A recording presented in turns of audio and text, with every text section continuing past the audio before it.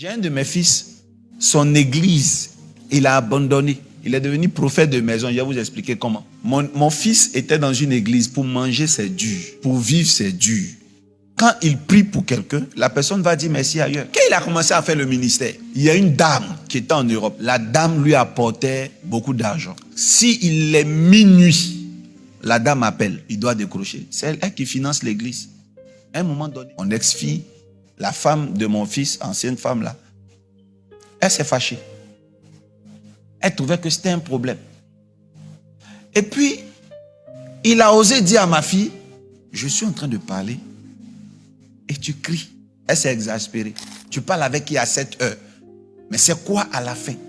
Donc franchement, ça c'est ce qu'ils m'ont dit, j'étais pas là. Et donc lui, ça l'a non seulement frustré, et la personne au bout du téléphone a entendu. Donc mon fils n'a pas raccroché, il a rabouré, il a dit ces deux mots, comme il appelle ça, à sa femme qui est devenue maintenant l'ex-femme, ma fille, que j'aime bien. Donc il a commencé à faire des palabres à sa femme. Après il a raccroché, mais la femme avait déjà entendu tout. Il me dit, papa, parle à ta fille. Je parle à ma fille, elle m'explique la vérité. Je suis choqué. Je dis à mon fils, mais tu te comportes très mal. Et vous savez ce qu'il me dit? Il dit, papa, elle sait très bien que c'est la femme là qui nous aide. Je dis, mais qu'est-ce que ça veut dire? Il dit, elle sait. Je parle avec les deux.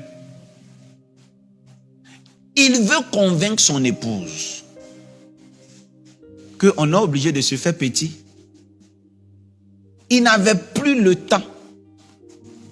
Mais on est obligé de ne plus avoir le temps. Parce que ce sont eux qui nous aident. Et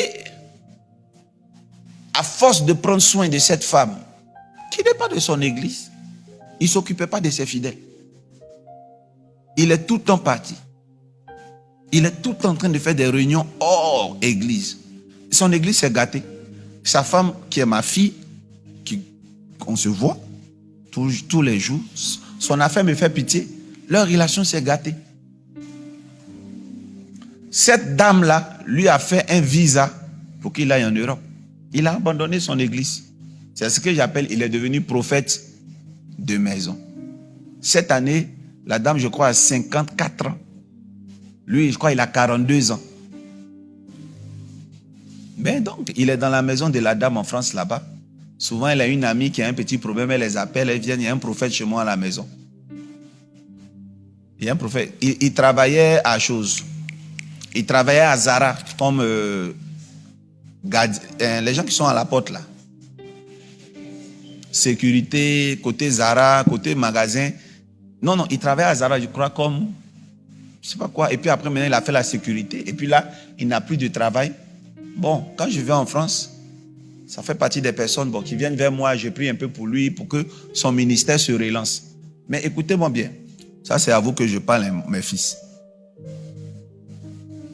Votre priorité, c'est l'église. Même si votre don, quand ça tombe sur vous, vos cheveux deviennent comme pour Sangoku, de Dragon Ball Z. La priorité d'abord, c'est votre église. Si vous partez prêcher partout, sachez que vous devez aussi inviter ceux qui vous invitent. Quand vous allez partir prêcher chez eux, vous allez trouver une église, non? Mais vous aussi, vous devez les inviter dans votre église. Mais où est l'église? Tu vas inviter même quelqu'un, toute la salle est vide. Ça fait honte. Ton nom est grand, ton église est petite. Pourquoi? Parce que tu es dehors. Deuxièmement, ton église est jeune. Chaque jour que Dieu fait, moi je faisais cette erreur avant. Si vous avez bien remarqué, je ne fais pas les directs beaucoup. Qui a remarqué ça? Je ne suis pas tout le temps sur TikTok en train de répondre aux gens. Je ne suis pas tout le temps sur Facebook en train de chercher à prier pour les gens. Non. Quand tu fais ça, tes fidèles te regardent. Souvent ils te regardent, tes yeux deviennent minces. À l'époque, vous ne voyez pas ça, Papa Wayou.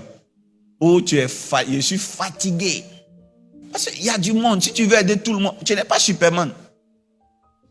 Il y a un nez qui va exploser dans ta tête. Bah, on va dire, oh, l'homme de Dieu est mort jeune. Dieu l'a frappé. Et que tu es mort, non? Il y a un autre prophète. Ils vont partir là-bas. Ton église, tu leur manques. Parce qu'ils ne te voient jamais. Tu es tout le temps à la recherche de gros poissons. qui vont te donner un peu pour que tu bâtisses l'église. Mais c'est pas mieux que tu traites tes fidèles, qu'ils deviennent meilleurs et puis tu es à l'aise. Il y a des prophètes au Congo, il y a des prophètes un peu partout. Ils n'ont pas vite commencé leur église. Pourquoi? Parce qu'ils étaient partout à la fois. En train d'aller prêcher ici, en train d'aller chercher à faire. Vous savez, ça épuise. Donc, homme de Dieu, prenez soin d'abord de votre église.